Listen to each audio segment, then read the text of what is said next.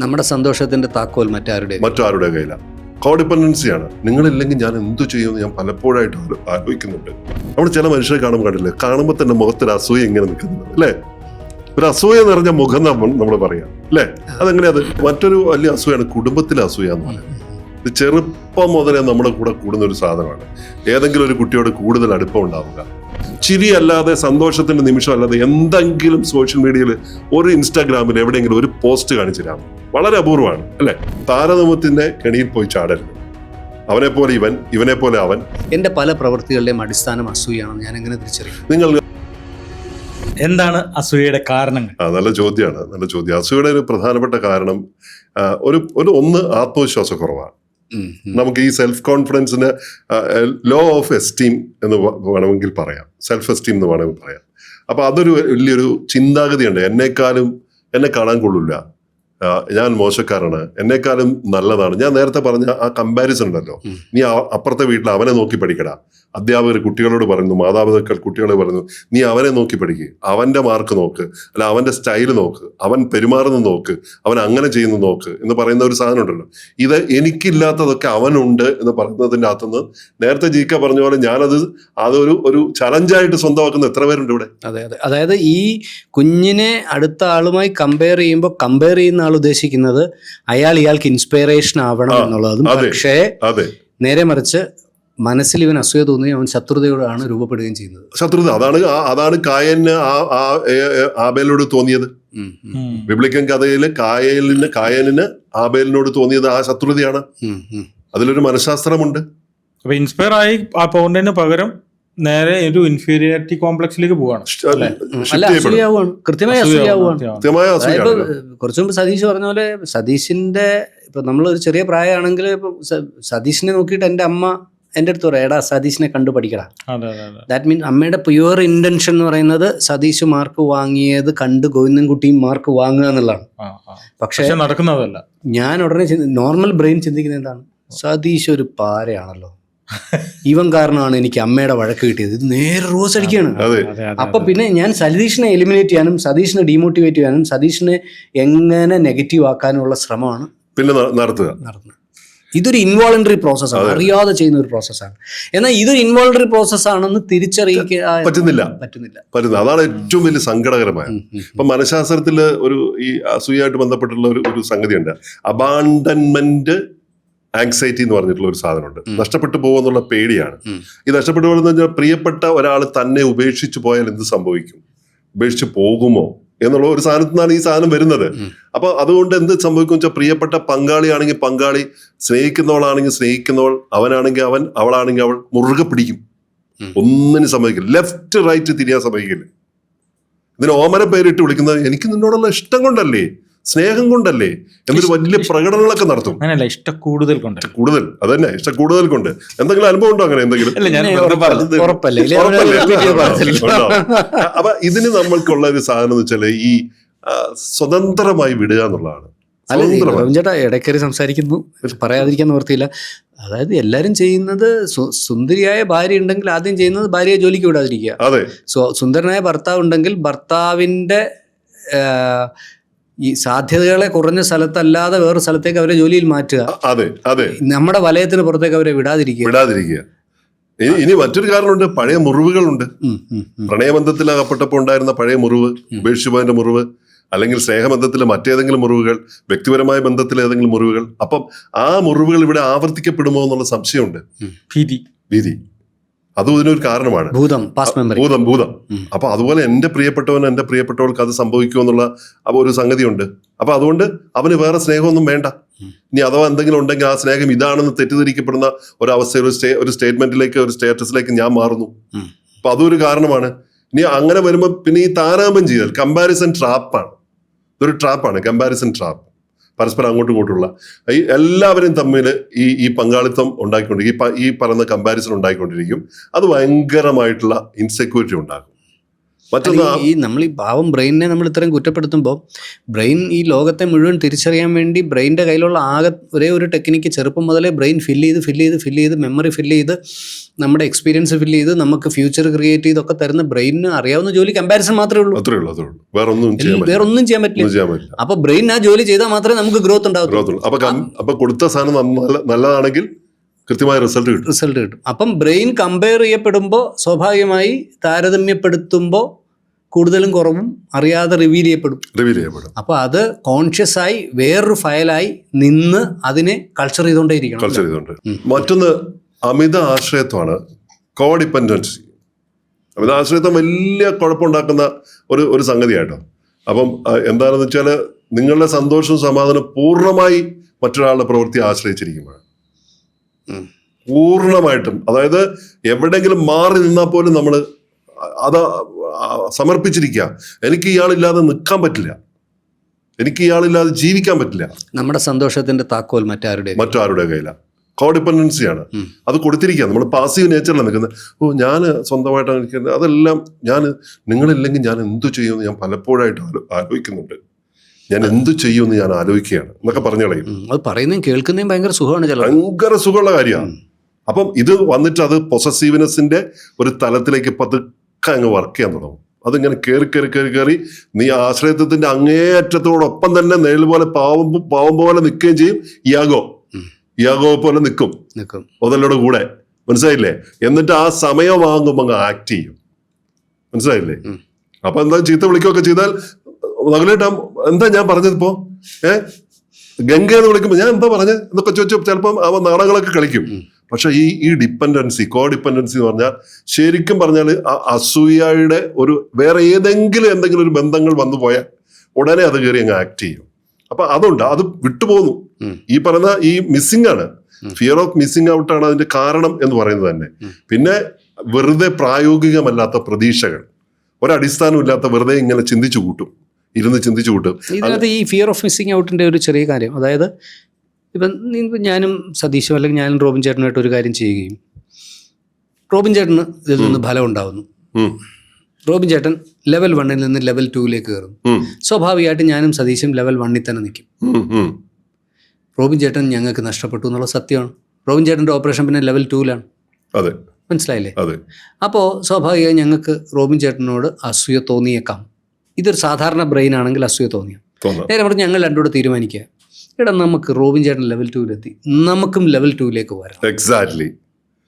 നിങ്ങൾ എന്നോടൊപ്പം ഉയരാൻ വേണ്ടി നിങ്ങൾ ശ്രമിക്കുകയും നിങ്ങളെ കൈപിടിച്ച് ഉയർത്താൻ വേണ്ടി ഞാൻ ശ്രമിക്കുകയും ചെയ്യുന്ന പരസ്പര പൂരകമായിട്ടുള്ള ഒരു റിലേഷൻഷിപ്പാണ് അവിടെ ഏറ്റവും അനുവദനീയവും അതാണ് കൺസ്ട്രക്റ്റീവ്. നേരെ മറിച്ച് ഞങ്ങൾ തീരുമാനിക്കുക, എടാ നമുക്ക് റോബിൻ ചേട്ടൻ മാത്രം അങ്ങനെ ലെവൽ 2 മാത്രം അങ്ങനെ പോയാൽ പറ്റുമോ? ഞങ്ങൾ റോബിൻ ചേട്ടനെ പിടിച്ച് താഴോട്ട് പോയി. 3 പേർക്കും നാശമാണ്. 3 പേർക്കും നാശമാണ്. മറ്റേ ആദ്യത്തെ ഓപ്ഷൻ റോബിൻ ചേട്ടൻ കയറിപ്പോയി, റോബിൻ ചേട്ടൻ മാത്രം അങ്ങനെ വിറ്റാൻ പറ്റില്ല, നമുക്ക് റോബിൻ ചേട്ടനെ കൂടെ പോകണം. ഞങ്ങൾ രണ്ടും, ഇതാണ് ഈ സംഭവം അല്ലേ? ഞാനൊരു നല്ല ഉദാഹരണം പറയാം. ജിക്കയ്ക്ക് സിനിമയുമായി ബന്ധപ്പെട്ട് പ്രവർത്തിച്ച ഒരാളാണല്ലോ. ഇപ്പോഴും നല്ല സുഹൃത്തുക്കളുണ്ട്, ഒരുപാടുണ്ട്. ഏറ്റവും കൂടുതൽ എല്ലായിടത്തും ഉണ്ട് ഈ കാര്യങ്ങൾ. ഏറ്റവും കൂടുതൽ ഞാൻ പ്രത്യക്ഷത്തിൽ കാണുന്ന അസൂയുള്ള 2 മേഖലകളാണ്, ഒന്ന് രാഷ്ട്രീയം, ഒന്ന് സിനിമ. ഏതെങ്കിലും ഒരു സിനിമ ഓടിക്കഴിഞ്ഞാൽ ഇറങ്ങുന്നതിന് മുമ്പ് പറയാം ഉറപ്പായിട്ട് പൊട്ടാൻ പോകുന്ന സിനിമയാണ്. എന്തിനങ്ങനെ പറയുന്നത്? അപ്പൊ എവിടെയോ ഒരു എല്ലാവർക്കും ഉണ്ടെന്ന് ഞാൻ പറയുന്നത്. ഇത് എല്ലാവരും അറിയാത്ത സ്ഥലമാണ്. ഇവന്റെ ഈ പടം എങ്ങനെ ഓടുമോ ടെൻഷൻ വെറുതെ അറിയാണ്ട് പോലും പറഞ്ഞു പോകണമായിരിക്കും. ഇതെല്ലാം അറിയാത്ത ഈ ഒരു വലിയ പ്രോസസ്സിൽ അല്ലെങ്കിൽ ഇത്രയും വലിയൊരു പടം ഇറങ്ങാൻ പോകുമ്പോ ആ പടം നമുക്ക് ചെയ്യാൻ പറ്റിയില്ലെങ്കിലും ഒന്ന് തോന്നിട്ട് അത് പൊട്ടിപ്പൊട്ടെന്ന് ഈ ഒരു എപ്പിസോഡിലൂടെ നമുക്ക് റോബിൻ ചേട്ടനിലൂടെ കമ്മ്യൂണിക്കേറ്റ് ചെയ്യാൻ പറ്റുന്ന ഒരു കാര്യം എന്താണെന്ന് ചോദിച്ചാൽ, പലതരം ഈ അസൂയയുടെ ഒരു ആഫ്റ്റർ എഫക്റ്റ് എന്ന് പറഞ്ഞാൽ, എനിക്ക് സതീഷിനോട് അസൂയ ഉണ്ട് എന്ന് സതീഷിന് തോന്നുന്ന നിമിഷം മുതൽ സതീഷ് പിന്നെ എൻ്റെ അടുത്ത് വരില്ല.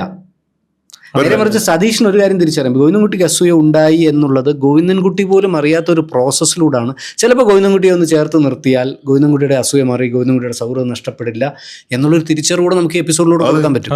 തീർച്ചയായിട്ടും പല കാര്യങ്ങളും തിരിച്ചറിഞ്ഞ് ഈ അസൂയനെ ഒരു ഗ്രോത്തിലേക്ക് എത്താം. ഇപ്പൊ ആദ്യത്തെ കഥയിൽ പറഞ്ഞ പോലെ തന്നെ റോബിൻ ചേട്ടൻ ലെവൽ 2 പോകുമ്പോൾ ഞങ്ങൾക്ക് രണ്ടുപേർക്കും അതിലേക്ക് എത്താൻ വേണ്ടി ശ്രമിക്കാം. അങ്ങനെയുള്ള കമ്മ്യൂണിറ്റി എന്നും കയറിപ്പോവും. നിങ്ങൾക്ക് രണ്ടുപേർക്കും പരിചയമില്ലാത്തതുകൊണ്ടാണ്. നിങ്ങൾക്ക് രണ്ടുപേർക്കും പരിചയമില്ലാത്ത എൻ്റെ ഒരു കോമൺ ഫ്രണ്ട് ഒരു എന്നെ കഴിഞ്ഞ ദിവസം വിളിച്ചു. കഴിഞ്ഞ ദിവസം എന്നോട് വിളിച്ചിട്ട് ഞാൻ ഈ ഒരു വിഷയം സംസാരിക്കണം എന്ന് വിചാരിക്കാൻ പോലും കാരണമാണ്. ആ ഫ്രണ്ട് എന്നെ വിളിച്ചിട്ട് പറഞ്ഞു, റോബിൻജി നിങ്ങൾ മറ്റേ ആൾ വിളിക്കാറുണ്ടോ? ഞാൻ പറഞ്ഞു, കഴിഞ്ഞ ആഴ്ച ഞാൻ വിളിച്ചിരുന്നു. അപ്പം ഒത്തിരി കാര്യങ്ങളൊക്കെ സംസാരിച്ചു, എന്നെ സപ്പോർട്ട് ചെയ്ത് തരണം. ഓ, റോബിൻജി ഒത്തിരി കാര്യങ്ങൾ പുള്ളിയെ സപ്പോർട്ട് ചെയ്യുന്നുണ്ടല്ലേ? ഞാൻ പറഞ്ഞു, പിന്നെ അയാളുടെ ബിസിനസ്സിന് ഞാൻ പല രീതിയിൽ സപ്പോർട്ട് ചെയ്യുന്നുണ്ട്. ആൾ എന്നെയും പല കാര്യങ്ങളിലും സപ്പോർട്ട് എന്ന് പറഞ്ഞാൽ സാമ്പത്തികമായിട്ട് അല്ലെങ്കിൽ മറ്റു രീതിയിലൊക്കെ സപ്പോർട്ട് ചെയ്യുന്നുണ്ട്. കഴിഞ്ഞ 6 മാസമായിട്ട് നിങ്ങളോട് എനിക്കത് പറയാതിരിക്കാൻ പറ്റില്ല. കഴിഞ്ഞ 6 മാസമായിട്ട് നിങ്ങൾക്ക് വേണ്ടി ഒരു കാര്യവും ചെയ്തു കൊടുക്കരുതെന്ന് അയാൾ ഇടയ്ക്കിടയ്ക്ക് എന്നെ ഓർമ്മിപ്പിച്ചുകൊണ്ടിരിക്കും. ഞാൻ ഞെട്ടലോടെ കേട്ടു, പക്ഷെ എനിക്ക് ഫീലിംഗ് ഒന്നും ഉണ്ടായില്ല. ഞാൻ ചോദിച്ചു, അതെന്താണ് അങ്ങനെ? അപ്പോ പെട്ടെന്ന് ഇയാള് പറഞ്ഞു, അല്ല അയാൾ അങ്ങനെ പറഞ്ഞു. അപ്പോഴാണ് ഈ മനുഷ്യനെ കുറിച്ച് എൻ്റെ ഒരു ഗുരുനാഥൻ എന്നോട് ഒരിക്കൽ പറഞ്ഞ ഓർമ്മയ്ക്കുണ്ട്. അയാൾ ആരെക്കുറിച്ചും കുറ്റം പറയുന്നില്ല, അയാളെ ഒരു കാരണവശാലും വിശ്വസിക്കരുത് എന്ന് എൻ്റെ ഒരു ഗുരുനാഥന്റെ സ്ഥാനത്തുള്ള ഒരാൾ ഇയാളെ കുറിച്ച് പറഞ്ഞിരുന്നു. ഇയാളൊന്നും പറയാൻ പാടില്ലെന്നാണ് സാധാരണ കമ്മ്യൂണിക്കേഷനിൽ പഠിപ്പിക്കുന്ന ഒരു കാര്യം. എങ്കിലും XY എന്ന് വിചാരിക്കാം. ഈ X ആണ് എന്നെ കുറിച്ച് ഈ കുറ്റം ഈ വൈയോട് പറഞ്ഞത്. അപ്പോൾ വൈയോട് ഞാൻ ഇങ്ങനെ പറഞ്ഞു, നോക്കൂ വൈ, ഈ Xനെ കുറിച്ച് എൻ്റെ ഗുരുനാഥൻ ഇങ്ങനെയാണ് പറഞ്ഞത്. അപ്പൊ അയാൾ പറഞ്ഞത് 100% ശരിയാണ്. കഴിഞ്ഞ 10-20 കൊല്ലമായിട്ട് അയാളെ എനിക്കറിയാം. അയാൾ ഒരിക്കലും വിശ്വസിക്കാൻ കൊള്ളാത്ത ആളാണ്. അപ്പൊ ഈ സുഹൃത്ത് എന്നോട് അത് തുറന്നു പറഞ്ഞപ്പോഴാണ് എനിക്കത് സന്തോഷം തോന്നിയത്. ബ്രെയിൻ്റെ ഒരു പാറ്റേൺ ആയിരിക്കും അല്ലേ? അല്ല, അത് ഒരു കാര്യമില്ല. അയാൾ പറയുന്നത് വെച്ചാൽ അയാള് അപ്പൊ അവിടെ എനിക്കൊരു കാര്യം തോന്നിയ ഒരു കാര്യം വെച്ചിട്ടുണ്ടെങ്കിൽ, എൻ്റെ ഏതെങ്കിലും ഒരു കാര്യം ഞാൻ അയാൾക്ക് ദോഷമൊന്നും ചെയ്തിട്ടില്ല. ഞാനൊരു ചുരുങ്ങിയത് ഞാൻ ഒരു വർഷത്തിനുള്ളിൽ 10 ലക്ഷം രൂപയുടെ ബിസിനസ് അയാൾക്ക് നൽകിയിട്ടുണ്ട്. എൻ്റെ ഫ്രണ്ട്സിന്റെ പല കാര്യങ്ങളായിട്ട് നൽകിയിട്ടുണ്ട്. അപ്പൊ ഒരു പാറ്റേൺ ആണ്. ആ പാറ്റേൺ എന്ന് പറയുന്നത് ഇപ്പൊ നമുക്ക് ഒരു കാര്യം ഒന്ന് പരിശോധിച്ച് നോക്കാം. വിവിധ രൂപത്തിലുള്ള ഈ അസൂയയുടെ വിവിധ രൂപങ്ങളെന്ന് പരിശോധിച്ച് നോക്കാം. ഇത് പരിശോധിക്കുമ്പോൾ നമ്മൾ എവിടെയാണ് നിൽക്കുന്നത്, കേൾക്കുന്ന പ്രേക്ഷകർ എവിടെയാണ് നിൽക്കുന്നത്, ഇതിൽ ഏത് അസൂയാണ് നമ്മളെ പിടികൂടിയിരിക്കുന്നത് നമുക്ക് മനസ്സിലാവും. അപ്പൊ അതിനകത്ത് ഒരു സാധനം പ്രണയബന്ധങ്ങളിലെ അസൂയാണ് റൊമാൻറ്റിക് ജലസി. റൊമാൻറ്റിക് ജലസി എന്ന് കേൾക്കുമ്പോൾ നമുക്കൊരു സുഖമുണ്ട്. അവിടെ ഉണ്ടല്ലേ? അവിടെയല്ലേ ഉള്ളത്. അപ്പൊ റൊമാൻറ്റിക് ജലസി, ഞാൻ ഈ വൈകുന്നേരങ്ങളിൽ ഈ ഈവനിങ് വാക്കിനും രാവിലെയും പോകും വൈകുന്നേരം പോകും. അപ്പോൾ പനമ്പള്ളി നഗറിലെ പാർക്കിൽ വൈകുന്നേരം പോകും. അപ്പൊ അത് കാണാനാണോ, ഇപ്പൊ ഇനി പറയാൻ പോകുന്ന കാര്യങ്ങൾ കാണാനാണോ ഡെയിലി വാക്കിന് പോകുന്നതെന്ന് ചോദിക്കണ്ട. ഞാൻ ആരോഗ്യത്തിന്റെ കാര്യത്തിനാണ്. അത് പോകുമ്പോൾ നല്ല രസമുണ്ട്, നിരീക്ഷിക്കാൻ വേണ്ടിയാണ് പോകുന്നത്. കമ്മ്യൂണിക്കേഷൻ്റെ എൻ്റെ വിഷയമായതുകൊണ്ട് ആളുകളെ പഠിക്കുക, പീപ്പിൾ വാച്ചിങ്, അതിനുവേണ്ടി തന്നെയാണ് പോകുന്നത്. അപ്പൊ അവിടെ മിക്കവാറും ബൈക്കിന്റെ മുകളിൽ ഒരു പെൺകുട്ടി ഇരിക്കുന്നുണ്ടാവും, ഒരാൾ ഇപ്പുറത്ത് നിൽക്കുന്നുണ്ടാവും, അല്ല അവൻ ഇരിക്കുന്നുണ്ടാവും, അവൾ അപ്പുറത്ത് നിൽക്കുന്നുണ്ടാവും. അവളിങ്ങനെ മുഖമൊക്കെ ഇങ്ങനെ മാറ്റി ഇങ്ങനെ ആയിരിക്കും നിൽക്കുന്നത്. ഇടയ്ക്കൊന്ന് തോണ്ടും, ഒരു തട്ട് കെട്ടും. മറ്റേ ഞാൻ ഈ പറഞ്ഞ ഈ റൊമാൻറ്റിക് ജലസിയുടെ തുടക്കം ഒരു 100 എണ്ണം ഒരു ദിവസം കാണും. ഒരു 100 എണ്ണം ഒരു ദിവസം കാണും. അല്ല, പനമ്പള്ളി പാർക്ക്, പനമ്പള്ളിയിലെ മെയിൻ പാർക്ക് വന്നാൽ കാണാം, ഈ കാഴ്ച കാണാം. പക്ഷെ നല്ല റിലേഷൻഷിപ്പിന്റെ കാഴ്ചയും ഉണ്ട് കേട്ടോ. എനിക്ക് ഭയങ്കര സന്തോഷമാണ്. കാരണം ഈ കുട്ടികളൊക്കെ അങ്ങോട്ടും ഇങ്ങോട്ടും വളരെ ഹെൽത്തി ആയിട്ടുള്ള റിലേഷൻഷിപ്പ് ഒക്കെ ഉണ്ടാക്കി പോകുന്നത് രാവിലെ ഉച്ചയ്ക്ക് വൈകുന്നേരം ഒക്കെ ഉണ്ട് അവിടെ. അത് ഞാൻ പോസിറ്റീവായിട്ട് അതിനെ കാണുന്നുള്ളൂ. അപ്പോൾ ഈ പ്രണയബന്ധങ്ങളിലെ അസൂയ എന്ന് പറയുന്നത് എന്താണ്? ഈ അവരെന്നെ വഞ്ചിക്കുമോ, എന്നെ വിട്ടിട്ട് പോകുമോ, ഇവളെന്നെ ഇഷ്ടപ്പെടുമ്പോൾ തന്നെ വേറൊരുത്തിനോട് ഇഷ്ടമെങ്ങാനും കാണിക്കുമോ എന്നതൊക്കെയാണ് അവിടെ ഉണ്ടാകുന്നതെങ്കിൽ, ഇതിൻ്റെ അകത്ത് ഒരു വേറൊരു അവസാനം വെച്ചാൽ സോഷ്യൽ അസൂയുണ്ട്, ജലസി. അത് സോഷ്യൽ അസൂയാണ്. നമ്മൾ നേരത്തെ പറഞ്ഞ നമുക്കുള്ള സ്ഥാനം അത് നഷ്ടപ്പെടുമോ, എൻ്റെ സ്ഥാനം അവൻ ഏറ്റെടുക്കുമോ, എനിക്ക് കിട്ടേണ്ട ഒരു പടം അവന് കിട്ടുമോ, അല്ലെങ്കിൽ എനിക്ക് കിട്ടേണ്ട ഈ ക്യാഷ് മറ്റവന് കിട്ടുമോ എന്നൊക്കെ പറയുന്ന സാധനം ഉണ്ടല്ലോ. വലിയ വീട് വെച്ചോ, വലിയ കാർ മേടിച്ചോ. റിയൽ എസ്റ്റേറ്റ് ഇത് ഭയങ്കരമായിട്ട് വർക്ക് ചെയ്യും അല്ലേ? അവന്റെ മക്കൾ പഠിക്കുന്ന സ്കൂളിലാണ്, സ്കൂള് കുറച്ചുകൂടെ. അതെ. അപ്പോൾ സുഹൃത്ത് വലയങ്ങളിലൊക്കെ ഒരാൾക്ക് കൂടുതൽ ശ്രദ്ധ ലഭിക്കുമ്പോൾ മറ്റവനോട് അത് സൂക്ഷിച്ചുകൊണ്ട് ഏതെങ്കിലും കള്ളുകുടി സദസ്സിലൊക്കെ പോയിട്ട് അവനോട് ചൂടാവുക, നീ മറ്റവനോട് വലിയ സംഭവമല്ലായിരുന്നോ എന്നൊക്കെ പറഞ്ഞ് അത് പൊട്ടിത്തെറിക്കുക, അല്ലെങ്കിൽ വികാര വിക്ഷോഭം കാണിക്കുക. സോഷ്യൽ മീഡിയയിൽ ഒരാളുടെ പോസ്റ്റ് വരുമ്പോഴത്തേക്ക് ആ പോസ്റ്റിന് സോഷ്യൽ ജലസിയാണ്. വളരെ അപകടകരമായിട്ടുള്ള ഒന്നാണ്. എൻ്റെ പോസ്റ്റും എൻ്റെ ലൈക്കും എൻ്റെ കമൻസും അവിടെ വരുന്ന വലിയൊരാളുടെ കമൻസുമായിട്ട് സാദൃശ്യപ്പെടുത്തുക. അപ്പൊ ഈ കമ്പാരിസൺ ഇത് കുട്ടികളിൽ ഫോമോ ഭയങ്കരമായി വർക്ക് ചെയ്യുന്നുണ്ട്. ഫിയർ ഓഫ് മിസ്സിങ് ലോകവ്യാപകമായിട്ട് സോഷ്യൽ മീഡിയ ഉണ്ടാക്കുന്ന ഏറ്റവും അപകടകരമായിട്ടുള്ള ഒരു സോഷ്യൽ ജലസി പ്രോബ്ലം എന്ന് പറയുന്ന ഒരു സാധനമാണ് എൻ്റെ പോലെ. കാരണം ഇവിടെ എല്ലാം ഈ സന്തോഷത്തിന്റെ നിമിഷങ്ങളല്ലേ ഉള്ളൂ. നമ്മൾ ഇതിൽ നോക്കിയിട്ട് ക്യാമറ നോക്കിയിട്ട് ഇങ്ങനെ ഉള്ളിൽ നിന്ന് അച്ഛനെ പോലെ മറ്റേ പോയിട്ട് അവിടെ ഇത്ര പൈസ കൊടുക്കാണ്ട് ഇപ്പുറത്തത് അവൻ വന്ന് നിൽക്കുന്നുണ്ട്. അപ്പോഴും നമ്മൾ നോക്കിയിട്ട് ഒരു പ്രത്യേക ചിരി, എന്നിട്ട് റിയലൈസ് ചെയ്യും അല്ലെ. ചിരി അല്ലാതെ, സന്തോഷത്തിന്റെ നിമിഷം അല്ലാതെ എന്തെങ്കിലും സോഷ്യൽ മീഡിയയിൽ ഒരു ഇൻസ്റ്റാഗ്രാമിൽ എവിടെയെങ്കിലും ഒരു പോസ്റ്റ് കാണിച്ചു തരാമോ?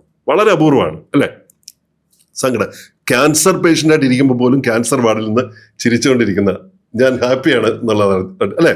ഇങ്ങനെ ആയിരിക്കും ഉണ്ടാവുന്നത്. അപ്പൊ ഇത് കമ്പാരിസൺ വരികയാണ്.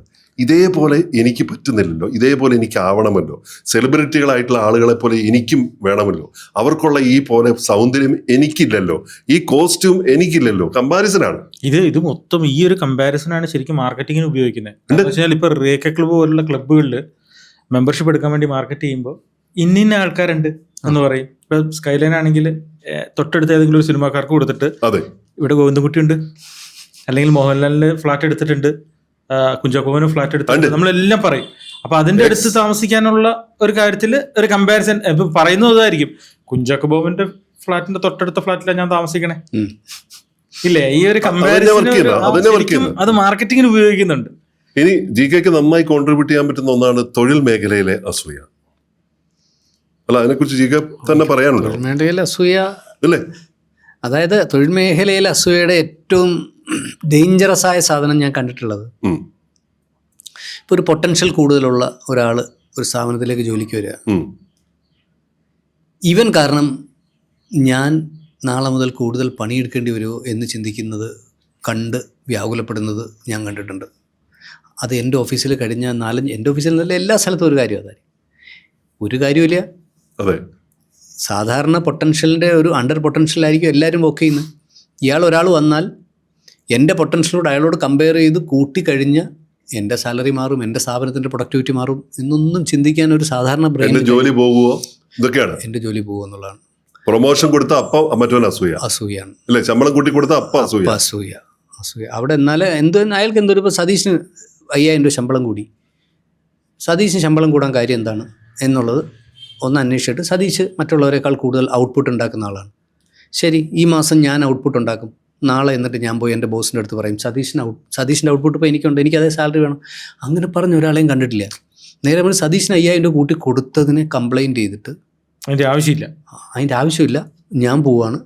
ചിലപ്പോൾ അയാൾ ജോലി ഉപേക്ഷിച്ച് പോകാറുണ്ട്. മിക്കവാറും ജോലി ഉപേക്ഷിച്ച് പോകുന്നതിന്റെ പിന്നിലുള്ള ഈ കമ്പാരിസൺ കാര്യമാണ്. ഇതിനൊന്ന് ജസ്റ്റ് ഒന്ന് ഫ്ലിപ്പ് ചെയ്താൽ മതി. അല്ല, അത് ക്രിയാത്മകമായിട്ടുള്ള ഒരു സാധനത്തിലേക്ക് തിരിച്ചു വിട്ടു കഴിഞ്ഞാൽ ആ ഓഫീസ്, ആ മാനേജ്മെന്റ് ഒക്കെ പെട്ടെന്ന് വേറെ ഭയങ്കര ലെവലിലേക്ക് പോകും. ഭയങ്കര. അത് നമ്മൾ ഭാഗ്യം ഉണ്ടെങ്കിൽ ഈ തൊഴിലാളികളുടെ അല്ലെങ്കിൽ ജോലിക്കാരുടെ അല്ലെങ്കിൽ ഉള്ള ഇടയിൽ ഒരു പോസിറ്റീവ് പേഴ്സൺ ഉണ്ടെങ്കിൽ അവർക്ക് ഇത് ഡൈവേർട്ട് ചെയ്യാൻ പറ്റും. അതാണ് അതിൽ നിന്നും രക്ഷപ്പെടാനുള്ള. അത് ഒറ്റ ഒരാൾ പറഞ്ഞു. നേരെ മറിച്ച് ഞാൻ നിന്ന് സംസാരിച്ചിട്ട് ഒരു കാര്യമില്ല. ഇവനൊരു മോട്ടിവേഷൻ സ്പീക്കർ വന്നിട്ട് പോലും കാര്യം ഉണ്ടാവണം. HR മാനേജറും ചിലപ്പോൾ വർക്കൗട്ട് ആവണമെന്നില്ല. ഇപ്പം 4 എഡിറ്റേഴ്സ് ഉണ്ട്.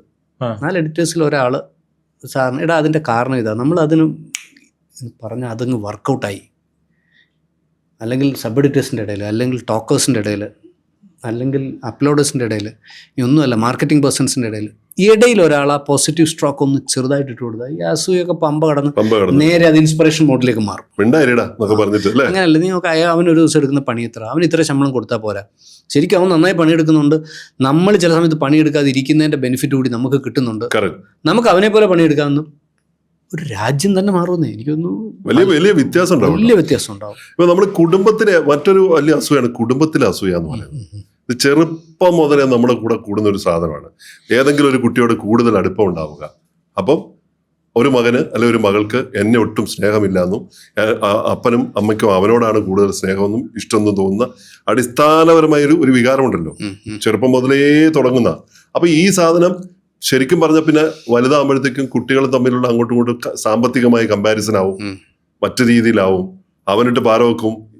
ഏതെല്ലാം തരത്തിലുള്ള പ്രശ്നങ്ങളാണ് സമ്പത്തിനെ ചൊല്ലിയുള്ള കേസുകൾ, വഴക്കുകൾ, മുഴുവൻ സാധനത്തിന്റെ നേരത്തെ പറഞ്ഞ ആ ഒരു സാധനമാണ് ആ ഇയാഗോ കോംപ്ലക്സ്, ആ പച്ചക്കണ്ണുള്ള ആ മോൺസ്റ്റർ അല്ലെ. അത് തന്നെയാണ് ഭൂതം എന്നാണ് പറയേണ്ടത്. അപ്പൊ ഒരു സങ്കീർണമായിട്ടുള്ള ഒരു മിശ്രിതം വേണമെങ്കിൽ ഇതിനെ പറയാം. ഈ തരത്തിലുള്ള സങ്കീർണമായിട്ടുള്ളൊരു മിശ്രിതമാണ്. അപ്പൊ ഇതിനകത്ത് പ്രായോഗികമായ പരിശീലനം എന്ന് പറയുന്നത് നമ്മളെ ഈ കാര്യങ്ങളിലുള്ള ഒരു തിരിച്ചറിവ് വളരെ പ്രധാനമാണ്. നേരത്തെ GK പറഞ്ഞ പോലെ ഒന്നുകിൽ ഇത്തരത്തിലുള്ള ആളുകൾ അല്ല ബുദ്ധിമാന്മാരായിട്ടുള്ള നല്ല ബോസുമാർ എന്താ ചെയ്യുക വെച്ചാൽ ആ കൂട്ടത്തിൽ നല്ലൊരാളെ അങ്ങ് പിടിച്ചിടും അല്ലേ. അയാൾ മാനേജ് ചെയ്തോളൂ, അയാൾ നോക്കിക്കോളും എന്ന് പറയും. അവിടെ പ്രശ്നങ്ങൾ എന്തെങ്കിലും ഉണ്ടെങ്കിൽ, അല്ലെ? അത് കുടുംബത്തിലും വേണം, എല്ലാ കുടുംബത്തിലും വേണം. അത് വളരെ വളരെ പ്രധാനപ്പെട്ട. ചില കാരണവന്മാര് കല്യാണം ആലോചിക്കുമ്പോൾ ആ കുട്ടിയുടെ കഴിവുകളിൽ ഇങ്ങനെയൊക്കെ നോക്കിയൊക്കെ ഇത് ഭയങ്കര കൂട്ടുകുടുംബത്തില് വലിയ കാര്യമായിട്ട് എടുക്കാം, പരസ്പരം അങ്ങോട്ടും ഇങ്ങോട്ടും കല്യാണം കഴിപ്പിക്കും. അല്ലേ? അങ്ങനെ കുറച്ച് വലിയ സമ്പന്നരാണെങ്കിൽ പോലും ചില ആൾക്കാരുടെ ക്വാളിറ്റി കണ്ടാൽ അവരെ കല്യാണം കഴിക്കും. മനസ്സിലായില്ലേ? അങ്ങനെയൊക്കെ ചില ഇത് ഭയങ്കര ഇമ്പോർട്ടൻ്റ് ആണ്. എങ്ങനെയാണ് ഇപ്പൊ എൻ്റെ അല്ലെങ്കിൽ ഈ കാണുന്ന പ്രേക്ഷകരുടെ മനസ്സിൽ അല്ലെങ്കിൽ അവർക്കുണ്ടാവുന്ന ഈ അസൂയനെ കണ്ടെത്തുന്നത്, അല്ലെ കണ്ടെത്തിയ ഇതിനെ എങ്ങനെ പരിഹരിക്കേണ്ടത്, തിരിച്ചറിയേണ്ടത് എങ്ങനെയാണ്, അതെങ്ങനെ പരിഹരിക്കണം? അസൂയ എങ്ങനെ തിരിച്ചറിയാന്ന് പറഞ്ഞാല്, അസൂയ തിരിച്ചറിയുന്നത് നമ്മളല്ല, മറ്റുള്ളവരാണ് തിരിച്ചറിയുന്നത്. എന്തായാലും തിരിച്ചറിയും. അതെ, മറ്റുള്ളവരാണ് തിരിച്ചറിയും. പക്ഷെ എനിക്കുണ്ടോന്ന് എനിക്ക് ഇതുവരെ അറിയില്ല. അല്ല, അത് ഞാൻ പറയുന്നത് അവനവനിലേക്ക് നോക്കാം. നമ്മൾ ഇത്രയും നേരം പറഞ്ഞ ഈ വിഷയമുണ്ടല്ലോ, ഈ കാര്യങ്ങളൊക്കെ ഈ ഫിയർ ഓഫ് മിസ്സിംഗ് ഔട്ട് ഉണ്ടോ, എനിക്ക് നഷ്ടബോധം ഉണ്ടായിട്ടുണ്ടോ, മറ്റു പ്രണയബന്ധങ്ങൾ മുറിവുകൾ ഉണ്ടായിട്ടുണ്ടോ, ഇത്തരം കാര്യങ്ങളിലേക്കുള്ള ആത്മപരിശോധനയിലൂടെ മാത്രമേ നമുക്ക് ഉണ്ടോ എന്ന് തിരിച്ചറിയാൻ പറ്റുള്ളൂ. ഞാനൊരു സംവിധാനം കണ്ടപ്പോൾ പെട്ടെന്ന് മുങ്ങി എന്ന് പറഞ്ഞപ്പോൾ എനിക്കതുണ്ട് എന്ന്, അപ്പൊ എവിടെ ഒരു മിസ്സിംഗ് ഉണ്ടെന്ന് എനിക്ക് മനസ്സിലായില്ലേ? അത് എന്തുകൊണ്ടാണെന്ന് ഞാൻ സ്വയം ആലോചിക്കാൻ തുടങ്ങി. അപ്പൊ ഈ അവബോധമാണ് ഏറ്റവും പ്രധാനപ്പെട്ട കാര്യം. വെച്ചാൽ എനിക്കിത് ഉണ്ടോ എന്നുള്ളത് നമുക്കേ അറിയുള്ളൂ. ഒരു ലോകത്തിൽ ഒറ്റ ആള് സമ്മതിക്കില്ല കേട്ടോ, ഒരാള് സമ്മതിക്കില്ല. റോബിൻചേട്ടാ, എനിക്കിത് ഇങ്ങനെ ഉണ്ട്. കാരണം എന്താ വെച്ചാൽ എനിക്ക് വീട്ടിൽ കറണ്ട് പോയി കഴിഞ്ഞാൽ ഞാൻ അപ്പൊ തൊട്ടപ്പുറത്ത് വീട്ടിൽ കറണ്ട് ഉണ്ടാകും. അവിടെ കറണ്ട് ഇല്ലെങ്കിൽ എനിക്ക് സമാധാനം. അത് എനിക്ക് അതിനെപ്പറ്റി എനിക്കൊരു മലയാളി എല്ലാവരും കുറ്റപ്പെടുത്തുന്ന ഒരു സാധനമാണ്. റഷ്യക്കാരനാണെങ്കിൽ KSEB വിളിച്ചു നോക്കും, അമേരിക്കക്കാരനാണെങ്കിൽ ഫയർഫോഴ്സ് വിളിച്ചു നോക്കും. അങ്ങനെ ഓരോ രാജ്യക്കാരെയും പറഞ്ഞിട്ട് മലയാളിയാണെങ്കിൽ തൊട്ടടുത്ത വീട്ടിൽ നോക്കും എന്ന് പറഞ്ഞ് മലയാളിയെ പരിഹസിക്കുന്നുണ്ട്. ഞാൻ ആലോചിച്ച് നോക്കിയിട്ട് ഇത് അസൂയല്ല, ഏറ്റവും പ്രായോഗികമായ ചെക്കിങ് അതാണ്. സത്യം. എൻ്റെ വീട്ടിൽ കറണ്ട് പോയാൽ എൻ്റെ വീട്ടിലെ പ്രശ്നമാണോ, എല്ലായിടത്തും പോയതാണ് എനിക്കിപ്പോൾ ആക്ടിവേറ്റ് ചെയ്യേണ്ട കാര്യം. അതർവൈസ് എൻ്റെ ഫ്യൂസ് മാറ്റിയിടണം. എനിക്ക് ഏറ്റവും കൂടുതൽ അടുത്ത വീട്ടിൽ കറണ്ട് ഉണ്ടോ ഉണ്ടെങ്കിൽ ഓക്കെ. കുറെ ഭയങ്കര, പക്ഷെ നമ്മൾ നെഗറ്റീവായിട്ടാണ് പറയുന്നത്. അത് കറക്റ്റ് ആണ്. സതീഷോട് നമ്മളെ പ്രേക്ഷകർക്ക് ചിലർക്ക് അസൂയുണ്ട്. അവിടെ ഇരിക്കുന്ന മറ്റേ GK എങ്ങനെയൊന്ന് സംസാരിക്കും. ഇന്നലെ ഒരു വീഡിയോയുടെ അടിയിൽ കമന്റ് ഉണ്ട്, GK അവിടെ നിന്നിട്ട് വളരെ കൃത്യമായി സംസാരിക്കുന്നു. മറ്റേ പുള്ളി, ആ താടി വെച്ച പുള്ളി ഒന്നും മിണ്ടാതെ ഇങ്ങനെ ഇരിക്കുകയാണ്. അവൻ എന്തൊക്കെ ചോദ്യങ്ങളാണ് ചോദിക്കുന്നതൊക്കെ പറഞ്ഞാണ്. നമ്മളെ സതീഷിനെ സംബന്ധിച്ച്, സതീഷ് സാധാരണ ജീവിതം നയിച്ച് സാധാരണക്കാരുടെ ഇടയിൽ വളർന്ന് സാധാരണക്കാരനെ പോലെ ചിന്തിച്ച് അസാമാന്യമായ നിലയിലേക്ക് വളർന്നുകൊണ്ടിരിക്കുന്ന ഒരാളാണ്. അപ്പൊ സതീഷിന്റെ ചോദ്യങ്ങളും ഉത്തരവൊക്കെ സാധാരണ പ്രേക്ഷകരുടെ ആ സ്ഥലത്ത് നിന്നുകൊണ്ടാണ് ചോദിക്കുന്നത്. അപ്പൊ അതുകൊണ്ടാണ് സതീഷ് അങ്ങനെ ചോദിക്കുന്നത്, അല്ലെ? അസൂയായി. അതെ, അസൂയായി. സാധാരണക്കാരന്റെ പ്രതിനിധി. ഇതെങ്ങനെ കണ്ടെത്തി എന്റെ അസൂയ എങ്ങനെ പരിഹരിക്കാം? റോബിൻചേട്ടൻ പറഞ്ഞത് കറക്റ്റ് ആണ്. റോബിൻചേട്ടൻ പറഞ്ഞത് മറ്റുള്ളവരാണ് എപ്പോഴും നമ്മുടെ അസൂയ തിരിച്ചറിയുന്നത്. നമുക്ക് എങ്ങനെ തിരിച്ചറിയാം? നമുക്കിത് തിരിച്ചറിയാനുള്ള ഒരേ ഒരു വഴി എന്ന് പറയുന്നത് ആത്മപരിശോധന മാത്രമാണ്. റോബിൻചേട്ടൻ, ഈ ആത്മപരിശോധന നമ്മൾ പറയുമ്പോൾ ഒരു സാധാരണക്കാരന് അല്ലെങ്കിൽ ഒരു നോർമൽ ചിന്താഗതിയിൽ ജീവിക്കുന്ന 90% ആൾക്കാർക്ക് ഈ ആത്മപരിശോധന എന്ന് പറയുന്നത് ഒരു വലിയ ടാസ്ക്കാണ്. അല്ല, തിരിച്ചറിയാൻ പറ്റും. അത് എങ്ങനെ സിമ്പിളായി, നിങ്ങൾക്ക് എന്തെങ്കിലും ഒരു കാര്യത്തിനോട് ഒരു ഭൗതിക തലത്തിൽ നിൽക്കുന്ന ഒരാള് അല്ലെങ്കിൽ അവർക്കൊക്കെ ഇത് വളരെ ഈസിയാണ്. ഞാനൊരു സാധാരണക്കാരനാണ്, എനിക്ക് എൻ്റെ പല പ്രവൃത്തികളുടെയും അടിസ്ഥാനം അസൂയാണെന്ന് ഞാൻ എങ്ങനെ തിരിച്ചറിയും? നിങ്ങളുടെ ഭാര്യയോട് നിങ്ങൾക്ക് അമിതമായ, ഈ നേരത്തെ പറഞ്ഞ പോലെ അതിഭീകരമായിട്ടുള്ള ഒരു സ്നേഹമുണ്ടോ? അല്ലെങ്കിൽ ലെഫ്റ്റ് റൈറ്റ് അവരെ വിടാതെ നിർബന്ധ ബുദ്ധിയോടുകൂടി തന്നെ പോയാൽ എനിക്ക് റിപ്പോർട്ട് ചെയ്യണമെന്നോ, എവിടെ പോയിരുന്നു, റൂളിംഗ് ആയിട്ടുള്ള ഒരു ഹസ്ബൻഡാണ് നിങ്ങളെങ്കിൽ നിങ്ങൾക്ക് അസൂയയുടെ എലമെന്റ് ഉണ്ടെന്ന് നിങ്ങൾ തിരിച്ചറിയണം. ഫിയർ ഓഫ് മിസ്സിംഗ് ഔട്ട് ആണ്. ഫിയർ ഓഫ് മിസ്സിംഗ് ഔട്ട് ഉണ്ടെന്ന് നിങ്ങൾ മനസ്സിലാക്കണം. അപ്പൊ അത് അവയർനെസ് കൊണ്ടേ ഉണ്ടാവുള്ളൂ. നഷ്ടപ്പെടുമോ എന്നുള്ള ചിന്ത, ഭയം, പലതരത്തിലുള്ള ഭയം. നിങ്ങൾക്ക് മറ്റൊരാൾക്ക് ഒരു സ്വത്ത്, എന്തെങ്കിലും ഒരു വാഹനമോ മറ്റെന്തെങ്കിലും വാങ്ങിക്കുമ്പോൾ എനിക്കത് കിട്ടിയില്ലല്ലോ, എനിക്ക് ആ സ്ഥാനം കിട്ടിയില്ലല്ലോ എന്ന് നിങ്ങൾക്ക് തോന്നുന്നുണ്ടെങ്കിൽ ഉടനെ നിങ്ങൾക്ക് അത് ഉണ്ടെന്ന് നിങ്ങൾ മനസ്സിലാക്കണം. പക്ഷെ ജന്മത്തിൽ നിങ്ങൾ സമ്മതിക്കില്ല. അതാണ് ഇതിന്റെ ഏറ്റവും വലിയ വിധി വൈപരീത്യം. നിങ്ങളെ ഒരിക്കലും ഇത് നിങ്ങൾ സമ്മതിക്കില്ല. ഞാനോ നിങ്ങളോ ലോകത്തൊരാൾ പോലും എനിക്ക് ആരോടെങ്കിലും അസൂയുണ്ടെന്ന് ഒരിക്കലും സമ്മതിക്കില്ല. അപ്പോൾ അങ്ങനെ സമ്മതിക്കാതിരിക്കുമ്പോൾ തന്നെ നമുക്കറിയാം, ഉള്ളിൻ്റെ ഉള്ളിൽ അറിയാം എനിക്ക് അവനോട് അസൂയുണ്ട്.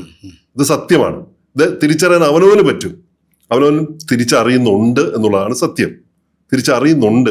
എന്തായാലും ഞാനൊരു കാര്യം പറയാം. ഒരു കാര്യം നമ്മൾ കണ്ടു കഴിഞ്ഞാൽ, ഇപ്പോൾ ഞാനും സതീഷും അല്ലെങ്കിൽ ഞാൻ റോബിൻചേട്ടൻ ഇരിക്കുന്നിടത്ത് നമുക്ക് 3 പേർക്ക് 3 നിറമാണ്.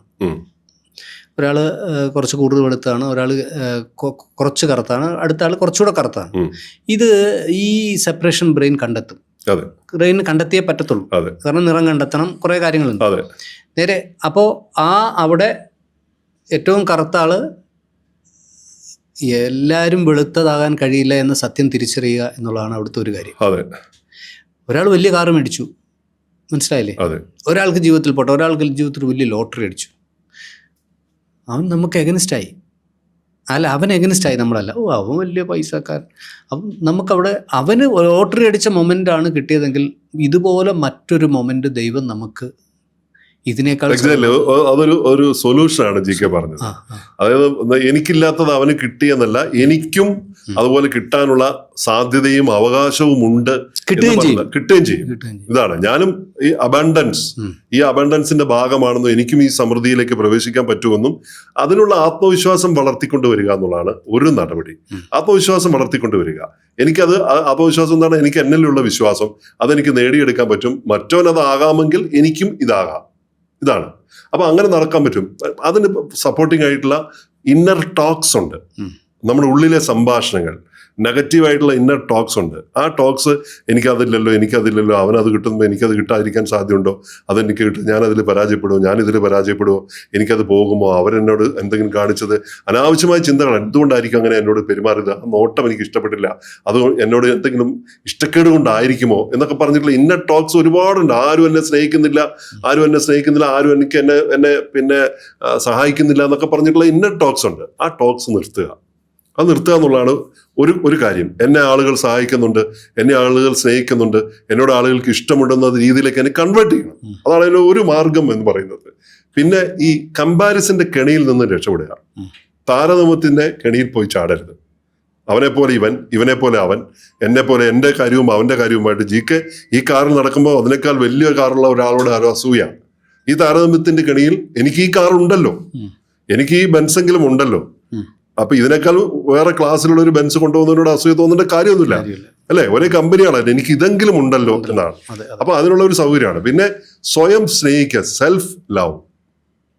ഈ സ്വയം സ്നേഹിക്കുന്ന ഒരു അവസ്ഥയിലേക്ക് നമ്മൾ മാറുമ്പോഴാണ് മറ്റുള്ളവരെ നമുക്ക് സ്നേഹിക്കാനുള്ള അവസ്ഥ സംജാതമാകുന്നത്. സെൽഫ് ലവ് ഇല്ല, എന്നെ തന്നെ ഞാൻ സ്നേഹിക്കുന്നില്ല എന്നുള്ള. തെറ്റിദ്ധരിക്കരുത്.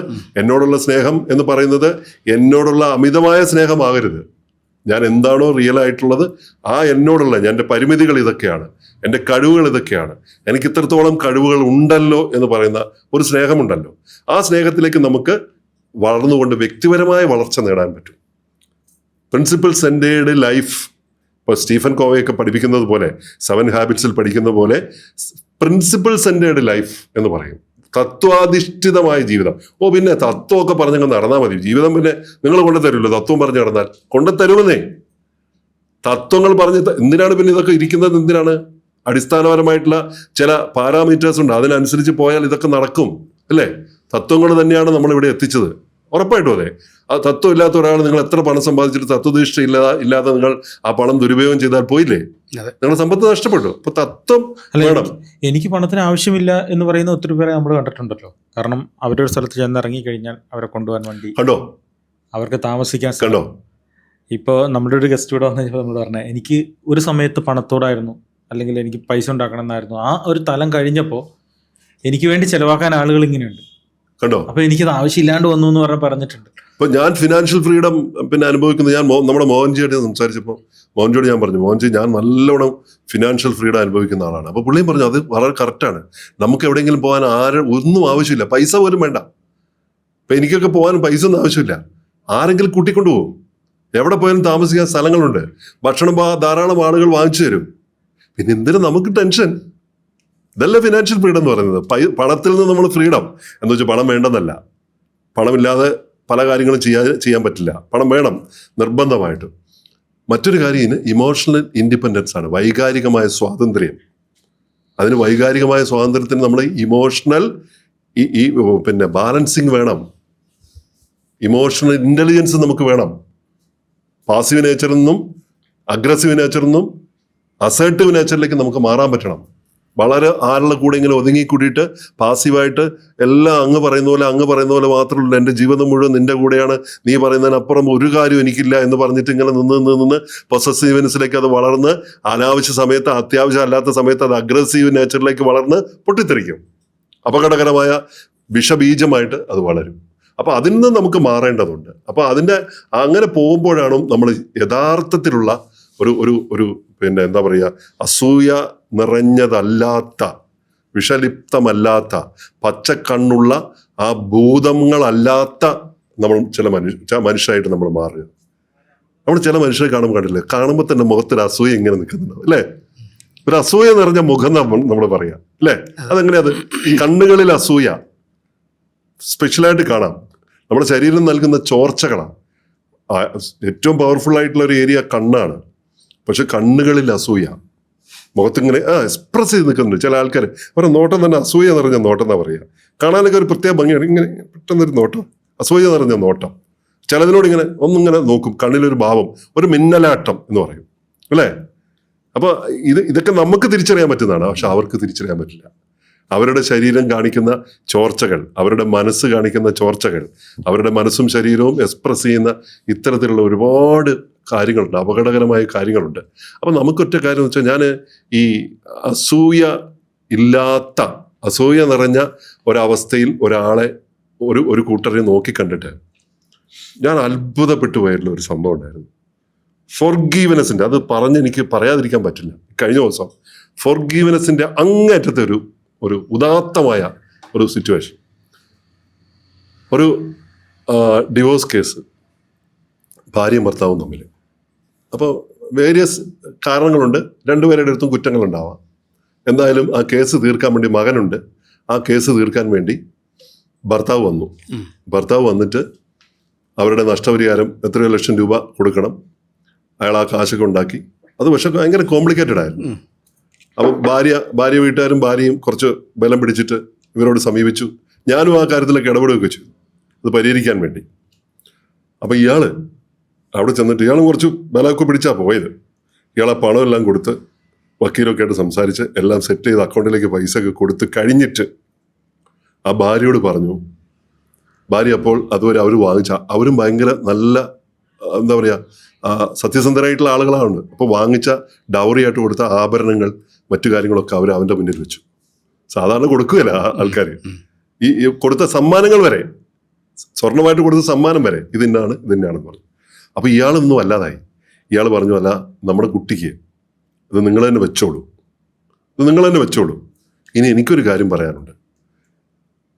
ഭർത്താവായിട്ട് എന്നെ കാണണ്ട, പക്ഷെ എന്നെ ഒരു സഹോദരനായിട്ട് കാണണം, സുഹൃത്തായി കാണണം, സഹോദരനായിട്ട് എന്നെ കാണാം. എന്താവശ്യം ഉണ്ടെങ്കിലും എന്നെ വിളിക്കാൻ മടിക്കരുത്. അതുവരെ ബലം പിടിച്ചു നിന്ന ആ പെൺകുട്ടി പൊട്ടിക്കരഞ്ഞുപോയി. ആ വക്കീൽ ഓഫീസിൽ വെച്ചിട്ട് പൊട്ടിക്കരഞ്ഞുപോയി. അവരുടെ ഉള്ളിൽ എവിടെയാണ് ഇനി അസൂയ, ജലസി, വൈരാഗ്യം എവിടെ തന്നെ ഉണ്ടാവുക? കഴുകി വാഷ് ഔട്ടായില്ലേ? ഒറ്റ ആറ്റിറ്റ്യൂഡാണ്, ഒറ്റ മറുപടിയിലാണ് എല്ലാം. മനസ്സിലായില്ലേ? അപ്പൊ നമുക്കിതൊക്കെ പറ്റും. നമുക്ക് ആ മെക്കാനിസം നമ്മുടെ ഉള്ളിൽ തന്നെ ഇൻബിൽറ്റ് ആയിട്ടുണ്ട്. അത് നമുക്ക് പ്രയോഗിക്കാൻ എല്ലാം. എന്തൊരു ആ ചെയ്ത ചെറുപ്പക്കാരനോട് എനിക്ക് തോന്നിയ ബഹുമാനം എന്ന് പറഞ്ഞ ചില്ലറയല്ല. നമുക്ക് അങ്ങനെയൊക്കെ നമ്മളെ ഇടയിലുള്ള പല വിളക്കി ചേർക്കാൻ പറ്റുന്ന പല ബന്ധങ്ങളുണ്ട്. ഒറ്റ വാക്ക് പറഞ്ഞാൽ മതി, ഒരു വാക്ക്, ഒരു സ്വാതന്ത്ര്യം അല്ലേ? നിനക്ക് നിന്റെ ഇഷ്ടം പോലെ പോകാം, പക്ഷെ എൻ്റെ കണ്ണ് നിന്റെ മുകളിലുണ്ടാവും. പക്ഷെ ഞാൻ നിന്നെ ശ്രദ്ധിക്കുന്നുണ്ട് അല്ലേ? പക്ഷെ നിന്നെ ഞാൻ സ്നേഹിക്കുന്നുണ്ട്. പക്ഷെ നീ ഒരു സൗന്ദര്യമായിട്ടുള്ള ഒരാളാണ്. നിനക്ക് നിൻ്റെതായ ഇൻഡിവിജ്വാലിറ്റി ഉണ്ട്. നിനക്ക് അങ്ങനെ ചെയ്യാനും സ്വാതന്ത്ര്യമുണ്ട്. ഇത് നമുക്ക് പറയാൻ പറ്റണം. അത് പറയാൻ പറ്റിയില്ലെങ്കിൽ അസൂയയില്ലാത്ത ഒരു ലോകത്തെക്കുറിച്ച് നമുക്ക് സ്വപ്നം കാണാനേ പറ്റുള്ളൂ ഇപ്പോഴത്തെ ഒരു അവസ്ഥയിൽ.